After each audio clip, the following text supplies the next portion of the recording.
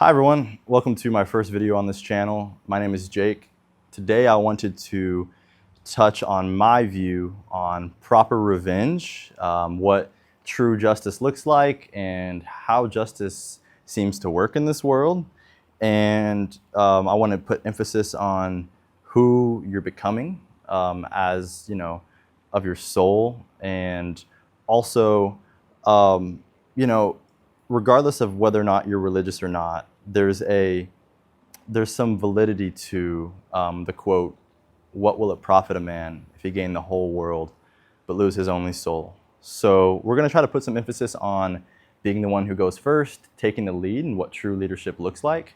And so I'll start by just saying that I find amongst my peers today, there seems to be a common trend, and this is more than likely a universal thing that's always happened. But people tend to find justice to be an eye for an eye. If you've wronged me, it's only right that I do the very same wrong to you, if not more, in order to teach you what it feels like and teach you not to do it again. And that's how I'm going to punish you. The issue that I see with this philosophy is, if you believe something to be evil and wrong, what good are you doing by doing the very same wrong to that person? If you truly believe that it's wrong, then unconditional kindness, obviously there's some validity to having control over the environment that you wish to be around. You shouldn't be around an environment where people mistreat you, but wronging them back only does you worse. Nietzsche touches on this beautifully in his book Beyond Good and Evil. He says, I'm sure most of you have heard it: "Battle not with monsters, lest you become a monster." And what I take on that quote is that if you truly think that someone's doing a monstrous act to you, then you doing a monstrous act back to them is only making you a monster too. Typically when people offend us and such, our main thing is like, okay, well, what can I offend on them back? But the truth is, like, if it hurt you, if it was emotionally hurtful to you, then why should you, and you want that to stop, then what good are you doing by doing the very same thing back to them? It's a zero-sum game, because you're just teaching them that it's not wrong, because now you can never argue with them again by telling them that's wrong, because you can make the excuse that, well, it's right because you did it first. But the thing is wrong, no matter what label you put on it, no matter what excuse you put on it. And that's something that I'm hoping to try to be able to prove or make obvious to some of you, because I think that that's a controversial thing to say. But the truth is, there comes this point in time when you have to determine, who do you want to become? Who are you becoming? Every action that you do in this life gears towards, who am I becoming? Who am I becoming? Every action is a vote for the person that you want to be. Every time that you make an excuse for the thing you said you'd do, you're becoming someone who makes excuses and can't be taken seriously. Someone whose word can't be trusted. And so you just have to understand that who you're becoming is more important than the person who's wronged you.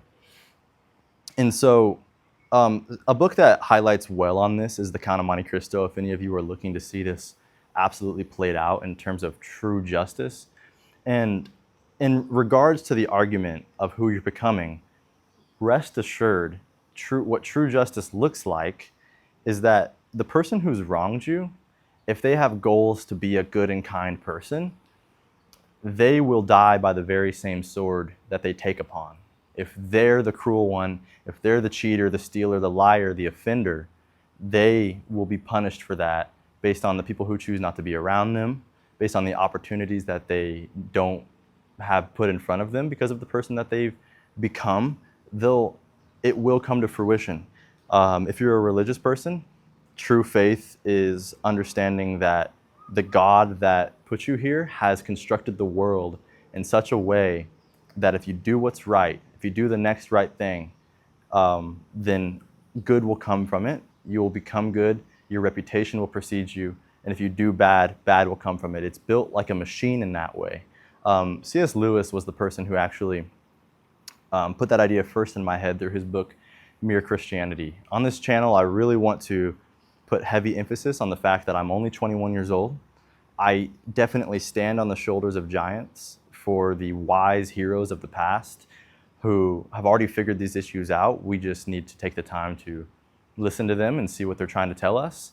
And so C.S. Lewis is who helped me establish that faith just to do good. And you know, one of my favorite quotes is to choose love, to enter the rose garden and to make peace with the thorns, to understand that you don't have to become like your adversary, the person who's trying to belittle you. It only does worse. So I hope that I can encourage someone not to choose to take that revenge in their lives.